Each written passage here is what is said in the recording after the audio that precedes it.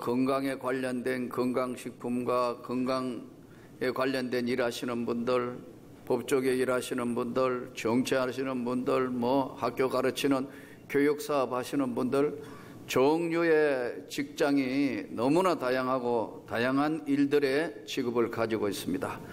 그러나 이 세상을 살면서 무엇을 하든지 세상 사는 날 동안 정말 내게 필요한 게 뭔가, 나에게 가장 필요한 것이 뭔가, 자식인가? 직업인가? 돈인가? 명예인가? 권력인가? 아니면 정말 이 세상 사는 날 동안 요즘 은퇴하신 분들 가끔 이제 건강하면 되지, 건강하면 정말 좋겠는데 이 모든 걸 다 가졌으면 제일 좋겠죠. 아멘 안 하시네요? 여러분, 이거 잘 되는 거, 축복받은 거, 건강 있는 거 다 잘 되고 자식까지 잘 되면 이보다 바랄 게 뭐 있겠어요? 여러분 원하시는 거죠? 그러나 이 모든 것도 다 있어야 되겠지만 반드시 있어야 되는 것이 뭐냐? 우리가 하나님을 믿는 백성, 저와 여러분을 뭐라고 이야기하면 예수 믿는 사람들입니다. 예수 그리스도를 믿어서 죄 씻음 받아 영원한 영생의 생명을 가진 것이 이 세상에서 가장 잘한 것입니다. 할렐루야. 여러분들이 이 세상에 어떤 직업을 가지고 무엇을 하며 어떻게 살든지 예수 믿어 죄 사함 받아 영생 구원을 받은 것이 이 세상에서 여러분과 제가 가장 잘한 거예요. 다른 잘한 것, 축복받은 삶이 있는 것 다 좋겠지만 예수 믿어 죄 사함 받아 영생 구원을 받은 것만큼 중요한 것은 없는 거예요. 오늘은 한 해를 시작해서 전반부를 끝내고 후반부 시작하는 첫 주일, 맥주 감사 주일입니다. 출애굽기 23장 16절에는 맥추제를 지켜라, 이는 내가 수고하여 밭에 뿌린 것이 첫 열매를 거둠이라. 첫 열매를 거두는 것이다 그랬어요. 이스라엘 나라 유대에는 세 가지 절기가 있었습니다. 첫 번째는 유월절입니다. 유월절은 저들은 철저히 지켰어요. 유월절이 뭐냐에 해당하느냐 하면 노예로 살고 그야말로 자유가 없이 살았던 노예 생활이었던 그들에게 하나님께서 애굽에서 약속의 땅 가나안 땅으로 출애굽시켜 주셨을 때 나타난 유월절 기념, 이것을 우리는 오늘 현대로 하면 부활절과 같은 거예요. 또 77절 맥추절이라고 하는데 이 초실절이라기도 하기도 하고 77절 맥추절은 오늘 이야기하면 오순절 성령이 강림함으로 교회가 시작되는 그런 개념적인 의미를 부여하고 있어요. 초막절, 집 없이 광야에 살던 저들 백성에게 하나님께서 정착민이 되게 해주시는데 이것은 추수감사절과 같은 겁니다. 오늘 7월 첫 주 맥주 감사절은 6월절이 끝난 7주가 되는 첫째 날을 중심으로 50일째 되는 날 곡식을 거두어서, 정확하게는 보리를 거두어서 첫 단을 하나님 앞에 드려서 감사하는 것. 현대적인 의미는 전반부 6개월을 끝내고 새로운 7개월, 이제 새로운 후반부를 시작하는 오늘 첫 거룩한 주일입니다. 여러분에게 오늘 하나님께서 남은 반년 동안도 건강 주시고 자녀들 축복해 주시고 여러분의 삶에 하나님이 함께 하시기를 축복합니다. 오늘 이 성경 본문에는 열문둥병 환자가, 나병 환자가 예수님을 만나서 낫는 장면을 설명하고 있습니다. 예수께서 예루살렘으로 가실 때 사마리아와 갈릴리 사이로 지나가시는데 한 마을에 들어가시니까 나병 환자 10명이 예수를 만나서 멀리 서서 예수 선생님 우리를 불쌍히 여기소서 이렇게 이제 부르짖는 장면이 나옵니다. 이 당시에 나병 환자들은 어떻게 했느냐 하니까 사람이 사는 마을로 함부로 접근할 수가 없습니다. 건강한 사람들이 모여있는 마을이나 사람들에게 가면 반드시 자기가 나병 환자, 문둥병 환자라는 걸 알렸어야 돼요. 그래서 나는 불결한 몸이다. 자기 코를 잡고 나는 불결하다. 나는 불결하다. 그 말은 뭐냐면 나로 인해서 잘못하면 오염되고 전염병이 퍼질 수 있다. 이렇게 생각하고 불결하다, 불결하다, 불결하다 이렇게 계속 외치며 다녀야 돼요. 어디까지? 30m 선 안으로는 들어갈 수가 없어요. 한 30m, 약 한 30m 안으로 만일에 자기가 자기를 불결하다고 알리지 않고 들어갔다면 나병 환자는 돌로 쳐 죽여도 아무 죄가 없어요. 이렇게 버려진 인생들이에요. 이 10명이 한 마을에 들어가시니까 나병 환자 10명이 예수를 만나 멀리 서서 있는 이유가 바로 마을에 사는 정착민도 아니고 마을 주변을 떠돌아다니는 사람들, 나병 환자 10명이 예수님을 만난 이야기예요. 예수 선생님, 우리를 불쌍히 여기소서 소리를 지르니까 예수님께서 반응을 보이시는데 이렇게 반응하셔요. 뭐 오셔서 이리 가까이 오라든지 무슨 안수를 해 주신다든지 따뜻한 말 한마디 하신 게 아니에요. 예수님이 이미 그 상황을 다 아시고 딱 보시고 난 뒤에 딱 한마디 처방을 하세요. 가서 내 몸을, 너희의 몸을 제사장에게 보여라. 처방은 딱 한 가지 말씀이에요. 그러면 이제 이 사람들은 둘 중에 하나를 선택해야 돼요.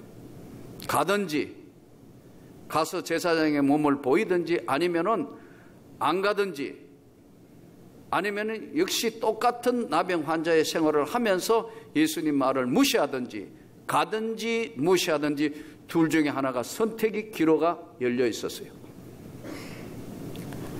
우리가 생각할 때 뭐 당연히 가야 되지 않겠느냐? 쉽지 않아요. 왜냐하면 조금 전에 말씀드린 것처럼 자기 몸을 제사장에게 보이려면 나았어야 보이는 거든가 아니면 상황에 변화가 있어야 가는데 나병 환자인 문둥병 상태로 제사장에 간 거는 대단히 위험천만한 거예요. 왜냐하면 돌에 맞아 죽을 수 있어요. 그러니까 예수님이 딱 명령하신 것은 가서 네 몸을 제사장에게 보여라. 결단을 해야 돼요. 둘 중에 하나가. 가든지 안 가든지.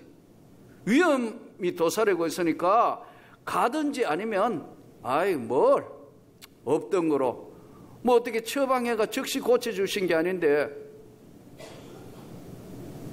처방이 즉시 고쳐주신 처방 아니고 가서 보이라고 하니까 둘 중에 하나를 선택을 했어야 되는 거예요. 10명은 일단 다른 선택을 한 것 같아요. 일단 가보자. 말씀을 믿고 예수님 말씀을 믿고 가보자. 가다가 오늘 성경 본문은 가다가 깨끗함을 입은지라. 가다가 예수님이 거기서 고쳐주신 것도 아니고 뭘 어떻게 해주신 게 아니고 가다가 깨끗함을 받은지라. 그 중에 한 사람이 자기가 나은 것을 보고 큰 소리로 하나님께 영광을 돌리며 돌아와 예수의 발 아래 엎드려 감사하니 그는 사마리아 사람이라. 이 당시에 사마리아 사람들은 경건한 유대인들은 상종을 안 했어요. 왜냐하면 당시 이 마을 사마리아 동네는 혼혈족들이에요. 많은 침범을 당했기 때문에 혼혈족이고 신앙도 제대로 되어 있지 않는, 하나님 제대로 믿지 못하는 그런 사람들이 모여있는 사마리아 촌이란 말이에요. 소외된 아주 버려진 땅이라고 할 만큼 사마리아 사람과 유대인, 경건한 유대인은 상종을 하지 않았다고. 요한복음 4장에도 보면 수가성 동네 사마리아 여자하고 예수님 대화하는 장면이 나오는데 당신 유대 남자인데 어떻게 나에게 물을 달라고 합니까? 이렇게 이야기해요. 이만큼 사마리아는 사람 취급을 받지 못했고 당시에 소외된 동네 사람들인데 사마리아 문둥병 환자 나환자가 예수의 발 아래 엎드려 발 아래 엎드려 감사하니까 예수님이 놀라운 말씀을 해요. 그 아홉은 어디 갔냐? 이렇게 물으세요. 여러분, 왜 예수님이 아홉 어디 갔는 걸 왜 안 온 사람한테 물어야지? 그렇잖아요? 안 온 사람한테 어디 갔다고 와서 어떻게 돼서 물어야 되는데, 온 사람인 사마리아 문둥병 환자에게 나은 그분에게 묻습니다. 아홉은 어디 갔냐? 다 깨끗함 받지 않았어? 그 어디 갔단 말이냐? 이 사마리아 나병 환자 한 사람만 하나님께 영광을 돌린다는 말이냐? 그러시면서 위대한 구원 선포를 합니다. 내 믿음이 너를 구원했다. 너는 구원을 받아 천국에 들어가는 하나님의 백성이 되었다. 그 말씀은 다른 말로 이야기하면 내가 일생 동안 너와 함께하마. 엄청난 놀라운 축복을 받습니다. 우리가 잠시만 생각해 보면 왜 예수님이 돌아온 사마리아 나병 환자, 문둥병 환자에게 아홉이 어디 갔냐는 것을 왜 물으시죠? 사마리아 문둥병 환자에게 물어야 될 이야기가 아니잖아요. 안 돌아온 사람한테 물어야 되는데 여기에는 중요한 의미가 있습니다. 인간 본성이, 우리가 하나님으로부터의 은혜를 입었지만 인간 본성은 언제나 제법을 섬기기 때문에 하나님 은혜를 받았다 해도 자꾸만 멀어지려는 습성이 있어요. 이거 정말 한번 은혜 받았다 하더라도 기도와 경건의 훈련을 계속하지 않으면 우리는 언제나 본질상 진노의 자녀이기 때문에 재성에 가깝지 은혜에 가깝지는 절대 않아요. 여러분, 감사도 유효기간이 있어요. 그게 감사 유효기간이 사람마다 달라요. 어떤 사람 한번 은혜 받아도 너무 감사해서 일생 동안 정말 헌신하며 하는가 있으면 어떤 사람은 한 3주 가요. 더 짧은 사람은 지난주에 은혜 받고 그 다음 주에 교회 안 나와요. 유효기간이 일주일밖에 안 돼요. 이 감사와 은혜가 일생 동안 따라가려면 경건한 삶, 하나님 앞에 기도하는 삶, 하나님 앞에 헌신하고 봉사하는 삶이 이루어지지 않으면 이 감사의 생활이 유지가 안 돼요. 인간의 반복 행동 가운데는 자기도 모르게 튀어나올 수 있는 것들이 있어요. 고린도전서 13장에는 예수님이 사랑에 대해서 말씀해요. 사랑은 오래 참고 사랑은 온유하며 성내지 아니하며, 그 다음에 중요한 말씀이 나와요. 무례히 행치 아니하고. 무례하다는 게 뭐예요? 무시하는 거예요, 상대를. 우리가 은혜가 떨어지면 아무리 했다 하더라도 예수님이 고쳐주셨는데도 아홉은 어디 갔냐? 이 한 사람밖에 없어? 그러면 오늘 이 본문을 통해서 이 사마리아 나병 환자, 문둥병 환자의 그 영혼과 내면 세계에 한번 들어가 보자 이거예요. 낙심, 좌절, 염려, 이 세상을 포기해야 될 만큼 사마리아 사람인데다가 나병 환자, 문둥이고 내어놓을 거 없는 인생인데 예수를 만났다. 예수님을 만났어요. 그의 생애에 새로운 변화는 내면 세계에 좌절하고 힘들고 어려웠던 것들이 바뀌어서 전 생애에 오직 예수 영광을 위하여 살겠다는 새로운 각오를 하기 때문에 15절에 중요한 귀절이 나오는데 큰 소리로 하나님께 영광을 돌렸다. 자기가 할 수 있는 모든 사람이 들을 수 있을 정도로 큰 소리로 하나님이 고치셨다. 내 생애는 하나님이 고치셨고 하나님의 영광을 위하여 살 거다. 자기 스스로 큰 소리로 하나님께 영광을 돌리는 것은 그 영혼에 찾아온 고통, 아픔, 외로움, 이걸 극복한 고백이었다는 거예요. 우리를 오늘 이 시대에 살면서 하나님 앞에 받은 은혜, 나를 고치신 이가 하나님이고 내가 이 땅의 삶에, 내 삶의 마지막 끝의 삶은 저 천국을 향하여 가는 삶인데, 예수님이 그 선포를 사마리아 나병 환자에게만, 아홉은 어디 갔어? 사마리아 한 사람밖에 없냐? 확인하시고 난 뒤에는 네 믿음이 너를 구원했다. 내가 세상 끝날까지 너하고 함께한다. 영생의 천국을 너에게 유업으로 물려준다. 똑같이 그 치료받았지만 한 사람만 하나님께 돌아온 것, 이것은 이 처절한 내면의 세계가 있었는 그가 소리 지르는 모습을 보면서 알 수 있어요. 반복 행동에 마음속에 생각하는 것, 머릿속에 생각하는 게 여러분 경건의 삶이나 기도의 삶이 뒷받침 안 되면요, 자기도 모르게 튀어나오는 게 분노예요. 짜증이에요. 그래서 은혜 떨어지면 짜증 잘 내고 분 잘 내고 시기하고 질투하고 수근거리고 온갖 것 다 나오는 거예요. 로마서의 말씀대로 여러분, 우리가 하나님을 믿는다 하면서도 그렇게 밖에 될 수 없는 건 유효기간 약발이 다 떨어지면 그렇게 돼요. 예, 은혜 받았다 하면서도 자기도 모르게 화내고 소리 지르고 뭐 맞다니 틀리니 이렇게 되는 거예요. 이것은 경건의 삶이, 기도의 삶이 끝까지 뒷받침 되어야 주님 앞에 언제나 엎드릴 수 있어요. 고린도전서 15장 10절에는 사도 바울같이 위대한 사도가 위대한 사도 될 수 있는 것은, 나의 나된 것은 다 하나님의 은혜로 되어진 것이다 고백한다고. 나의 나된 건 전적으로 하나님의 은혜로 되어진 것이지 다른 건 없다. 다른 사도보다 더 많이 수고하고 더 많이 했지만 이게 다 하나님의 은혜로 되어진 거다라는 그 고백 위에 세워진 거예요. 또 열왕기하 5장에도 보면은 나만 이야기가 나오잖아요. 문둥병 고쳐가지고 이 사람도 나환자였는데 고쳐서 나만이 이제 요단강에 7번 씻어 나와서 가면서 내가 이제 온 천하에 하나님 외에는 신이 없는 줄 아나이다. 열왕기하 5장 15절에 자기 고백을 한다고요.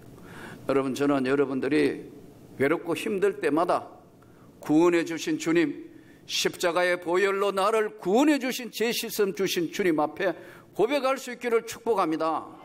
이 고백하는 계속해서 하나님하고 고백하며 경건의 삶이 따르지 않으면은 금세 유효기간이 끝나버려요.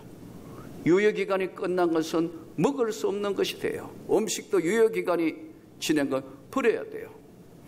인간은 왜냐하면 본질상 진노의 자녀이, 죄가 우리 영혼에 찾아와서 여러분 우리를 유혹하고 우리를 무너뜨리기 때문에 완전한 사람, 완벽한 인생은 하나도 없어요. 교만이라는 병은 영혼에 찾아오는 암병하고 똑같아요. 아무도 모르게 찾아와요. 건강검진 자주 안 하면은 바로 발견할 수 없는 게 암병과 똑같다니까요. 영혼에 암이 찾아오면 자기도 모르게 자기가 높아지는 거예요. 죄가 뭐냐면 병 중에 큰 병의 영혼병이 교만이에요. 그래서 성경은 교만은 패망의 선봉이요 넘어짐의 앞잡이라. 이 교만해질 수 있는 병이 내 영혼에 자꾸 오염됐다는 거, 여러분 자꾸 짜증내면 내 영혼이 지금 하나님 앞에 멀어져 있는 거예요. 이 병의 면역성이 사라진 거예요. 은혜의 삶의 면역성이 떨어지면 암에 걸리는 것처럼, 예? 경건의 삶과 기도의 삶이 무너지면 자꾸만 불평하고 불만하고 분노하고 시기하고 막 자기 자신 스스로가 통제가 안 되고 하나님이라고 부르짖으면서도 원망할 수밖에 없는 인생으로 전락해요. 이 교만은 사단이가 우리를 잡기 때문에 그렇습니다. 강교한 사단이가 우리 영혼의 멱살을 잡고 있기 때문에 내가 마음대로 헤쳐나갈 수 있는 게 아니에요. 그렇기 때문에 오늘 또 우리가 이 말씀을 끝까지 붙들고, 예수님이 아버지 어디 갔어? 다 고침받은 거 아니야? 사마리아 문둥에게 왜 물으세요? 묻지 말아야 될 거 묻는 것은 본질상 진노의 자녀의 우리는 끝까지 하나님 앞에 겸손하고 엎드리지 아니하면 우리도 영혼의 질병이 찾아와요. 아담 하와에게 제일 첫 번째 사단이가 찾아오면서 뱀으로, 교활한 뱀으로 와서 미혹합니다. 동산 중앙의 실과를 먹지 말라더냐? 먹으면 정령 죽는다고 했습니다. 괜찮아, 먹어봐. 하나님처럼 눈이 아주 밝아진다고. 그래서 따먹습니다. 그리고 하와는 남편의 아담에게 줍니다. 하나님은 아담에게 묻습니다. 너 어떻게 된 거냐? 하나님 만들어주신 배필은 저 여자가 줘가지고 먹었습니다. 죄는 자꾸 전가됩니다. 교만한 사람들은요, 자기 외에는 눈에 보이는 게 없게 돼요. 조심해야 합니다. 이것은 누구에게나 찾아올 수 있는 거기 때문에 끝까지 조심해야 합니다. 10명은 어디 갔냐? 그래가지고 겨우 한다는 게 뭐예요? 예? 벌거벗은 거 알고 나뭇잎으로 가리잖아요. 나뭇잎으로 가린 건 유효기간이 있어요. 나무 잎으로 어디가 했는 거 얼마 못 간다고 그거. 그래서 하나님 안 되니까 나중에 가죽 옷을 입히지 않습니까? 우리 삶이 겨우 나뭇잎으로 가려가지고 그게 뭐 다 가려진 것처럼 그렇지만 본질상 진노의 자녀였다. 사마리아 문둥병 환자를 통해서 우리에게 주시는 것. 이 후반부의 삶은 지금까지 전반부도 잘 살아온 것처럼 하나님의 영광을 위해 사는 삶이 되기를 축복합니다. 무엇을 하든지 먹든지 마시든지 무엇을 하든지 하나님께 영광되는 예수의 발 아래 엎드린 삶이 저와 여러분에게 이 6개월 동안 펼쳐지기를 주 예수 이름으로 축복합니다.